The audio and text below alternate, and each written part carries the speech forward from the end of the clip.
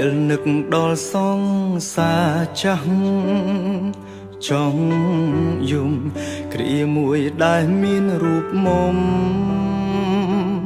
នៅក្បែរទុកអូនជាស្រីលេងសើមិនថែបណ្ដោយឲ្យអូនដកស្នេហ៍ចេញពីបងតាមចិត្តវេលាចេះតែកន្លងផុតទៅបងបានបែកគ្នាពីពើរៀងខ្លួនបងក៏ទៅមានអ្នកថ្មី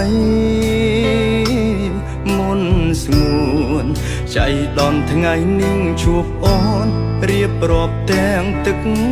ភ្នែកអូនថាប៉ុន្មានឆ្នាំនេះអូននៅតែចាំបងទួងបងខំប៉ុនដងក៏អូននៅស្នេហ៍រៀមរាអូនថាប៉ុន្មានឆ្នាំនេះអូនមិនមានអ្នកណានាងក្បែរអូនមានតែភាពអាកាកំដោជីវ៉ាចាំបងហេតុអ្វីមិនព្រមស្អប់បងប្រលឹងហេតុអ្វីអូនស្រក់ទឹកភ្នែកយ៉ាងនឹង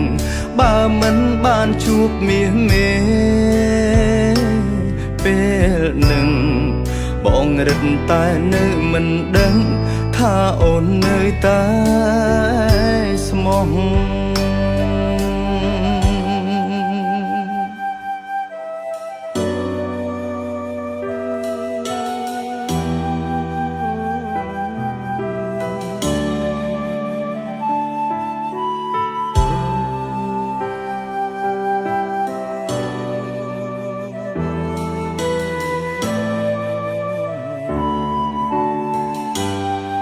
អូនថាប៉ុន្មានឆ្នាំនេះអូននៅតែចាំបងទួងបងខំប៉ុនដងក៏អូននៅស្នេហ៍រៀមរាអូនថាប៉ុន្មានឆ្នាំនេះអូនមិនមានអ្នកណានាងក្បែរអូនមានតែភាពអាកាកំដោជីវ៉ាចាំ